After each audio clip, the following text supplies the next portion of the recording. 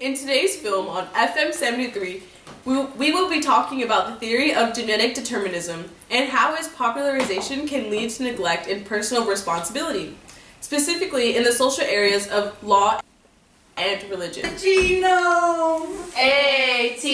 ATGC! However, to start such a topic, we must look at who started the theory in the first place. Hello, gentlemen and ladies.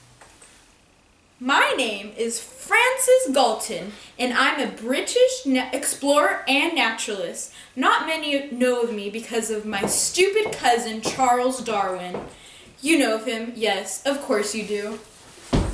Anyway, in 1883, after Charles came up with his theory of natural selection, which he would have never gotten without me, by the way, I developed the theory of biological determinism, which revolves around the idea that all human behavior is determined at birth and nothing else but biological changes such as genes or brain size are involved in this process. Of course, like my cousin's theory, this was not seen as a real theory at our time, being that everyone in Britain was either Protestant or Christian.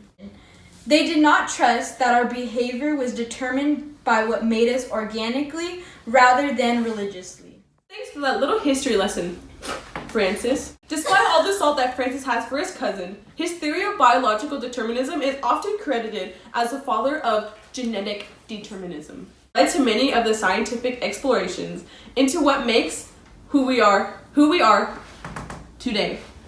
His theory can be accredited to the discovery of the human DNA strand, which has paved the way to the field of genetics. However, this theory does come with some unforeseen side effects. One of these side effects is the creation of the idea of lack of personal responsibility.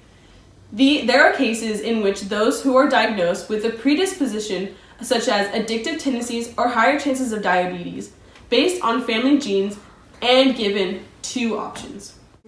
Your test results came in. You are positive on diabetes, positive on cancer, and positive on alcoholism. One, to use their knowledge of the predisposition to avoid having to fall victim of it. Now that I know of my predispositions, I'm going to take control and live my best life. Or choose to decide that there is nothing that they can do about it and contribute habits that may do more damage to them. I'm pre-diabetic anyways. Screw it. Although the decision may be clear to some, the idea is not always clear to others. One of these reasons is due to the popularization of genetic determinism, which is the belief that genetics, along with outside forces, result in how we think or act. Although this idea may seem reasonable, the way that the Genome Project, back in 1990, portrayed its results in the outcome that may have not been necessarily wanted. This is why we have brought in lead scientists of the Genome Project to explain their intents. Go ahead, Dr. Gilbert. Thanks for having me. The Genome Project was founded in 1990 during the era of President Bush Sr. Our goal was to discover the genetic code responsible for human life. Don't get us wrong, we weren't trying to play God. We were just trying to put the sequence on a CD-ROM, to make our Super Mario World gameplays a little more interesting. Only kidding. We tried to use the public excitement to generate enough investors to actually do what we could do, but it didn't pan out how we planned it on the Petri dish. After 13 long years of awaited anticipation and billions spent, we came to the conclusion that only 2% of the genes in the human genome contain the proteins responsible for human life. The rest of the 98% were just junk. Some good news is that within the 2%, we figured out that our DNA is actually really similar to monkeys, like Curious George. That's so cool, right? Sure, Dr. Gilbert? Sure. Thank you for that. All the public excitement led to the genetic determinism theory to be more outspoken and seen publicly because people considered the two as part of each other, leading many scientists to argue how valid the idea really is. In this day of age, such popularization of this idea would cause more social impacts surpassing that of the Genome Project and begin to affect laws and religious views.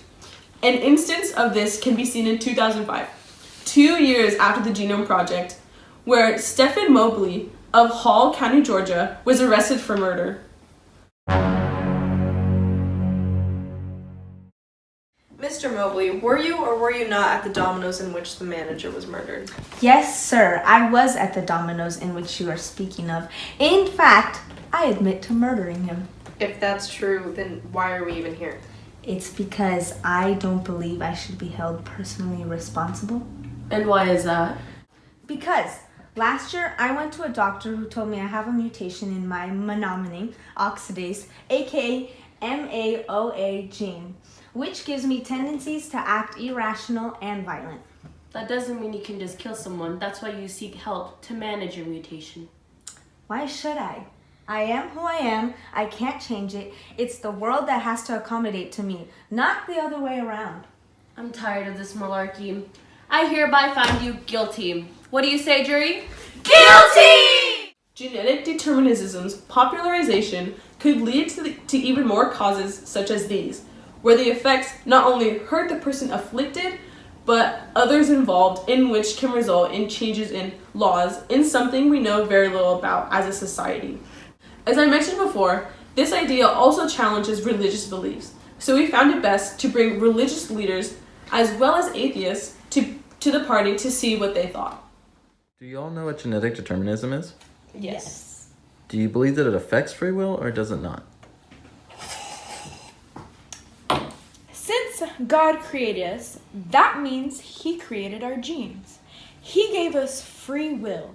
Therefore, if genetic determinism is the idea that our genes and our surroundings are what make us who we are, rather than our actions, then that theory would be false because it totally contradicts free will. Good to hear from you, priest. What about you, Rabbi? I second that. It's in the Torah on page 576, so check it out. I believe that this theory is true because I believe that Charles Darwin's theory of evolution is similar to this, and I believe that is true. Therefore, this must be true. Hey folks, that concludes our broadcast on FM 73 this week. Catch us next week. Good night. Genome! ATGC! Aww! Excitement to generate enough events.